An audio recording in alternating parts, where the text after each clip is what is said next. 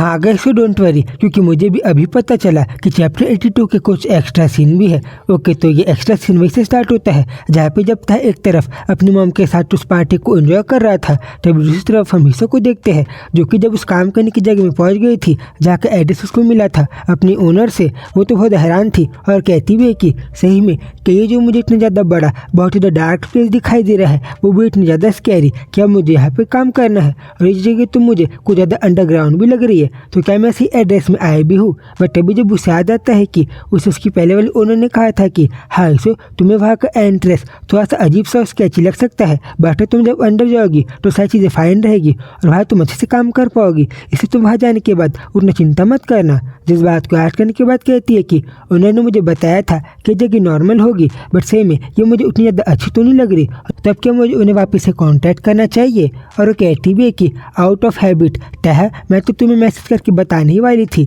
कि आज मैं एक नई जॉब से इंट्रोड्यूस हुई हूँ और वहाँ पे मैं काम करने के लिए जाने वाली हूँ एक इंटरव्यू के लिए। बट सही में क्योंकि वेल मुझे पता था कि जब तुम्हें पता चलेगा कि हम दोनों जो एक छोटे से घर में रह रहे हैं बस उस घर से हम लोग अच्छे घर में जा पाए, इसलिए मैं सब कर रही हूँ, तब तुम्हें बुरा फील होगा इसलिए मैंने तुम्हें नहीं बताया। और फिर आगे भी बढ़ने लग जाती है और कहती भी है कि वेल मैं ऐसे इसलिए कर रही हूँ क्योंकि मुझे पता है कि मेरी पहली वाली जो ओनर है वो एक अच्छी इंसान है, वो बहुत ही नाइस है, इसलिए वो मुझे वैसे भी कुछ गलत नहीं करेगी मेरे साथ, इसलिए वैसे मैंने वहाँ पर जाने के बारे में सोच लिया। और वहीं फिर दूसरी तरफ हम लोग टाही को ही देखते हैं जिसने सारे मैटर को अरेंज किया था। वो तो बहुत ज़्यादा आराम से स्माइल कर रहा था और स्मोकिंग करने हुए कहता है कि सही में मुझे तो पता ही था कि ऐसा ज़रूर से होगा, क्योंकि वेल हिस्सों की तरह जिस तरीके के इंसान रहते हैं वो लोग की लाइफ में जब वो लोग को बस एक छोटी सी अपॉर्चुनिटी मिलती है तब तो वो लोग कुछ ज़्यादा एंशियस हो जाते हैं, वो लोग अपने दिमाग को नहीं चला पाते और वो लोग को तो जब ऐसा लगता है कि वो लोग को बस छोटा सा ही वो लोग का किस्मत काम कर गया है या फिर लोग कुछ चीज़ मिल रहा है तब तो लोग बिना कुछ सोचे समझे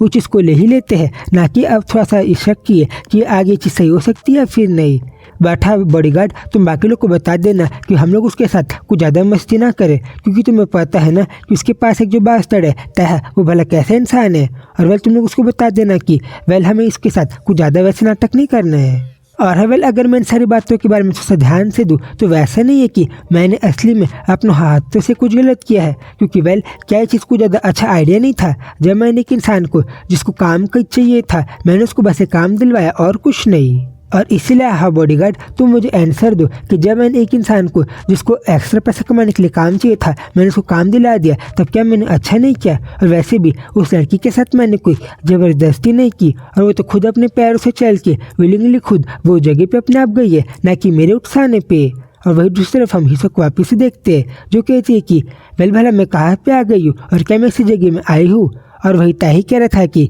सही में अब उस लड़की के साथ जो कुछ भी होगा उसमें वेल मेरा फॉल्ट तो नहीं है ना, क्योंकि वो अपने मन से गई है ना कि मैंने उसको कहा है। और वही वापिस से मिसो को देखते जो कि बहुत घबराई हुई थी और कहती है कि क्लियरली मुझे बताया गया था कि यहाँ पे कोई मुझे काउंटर की जॉब करनी है, बट यहाँ पे मुझे ऐसा नहीं लग रहा और शायद से मैंने कुछ गलती कर दी है और क्या मैं कोई गलत एड्रेस में आ गई हूँ। और वो तो घबराते हुए वापस से भागने लग जाती है और वो कहती भी है कि एज सून एज मैं यहाँ पे जब वॉक की थी तब मुझे लगा ही था कि मैं यहाँ पे आई हूँ, ये तो मेरा बहुत ज़्यादा गलत आइडिया है और मैंने बहुत बड़ी गलती कर दी है, इस सही में मुझे जल्दी से बाहर का एंट्रेंस ढूंढ के यहाँ से बाहर जाना पड़ेगा। बट फिर जैसा कि हमने प्रेजेंट में देखा था कि चैप्टर 82 और 3 में कि वो जब बाहर भागी रही थी तब एक इंसान ने उसके लिए डोर को लॉक कर दिया था, तब बिल्कुल एंड में ऐसे ही होता है और एक इंसान हिस्सों को वहाँ से बाहर जाने नहीं देता। और हाँ गाइस ये एक्स्ट्रा सीन यहीं पे ख़त्म होता है जहाँ पे हम हिस्सों के थॉट्स को जानते हैं कि जगह पे एंटर करने के पहले क्या सोच रही थी और भला ताही का क्या माइंड सेट है, वो तो अपने आप को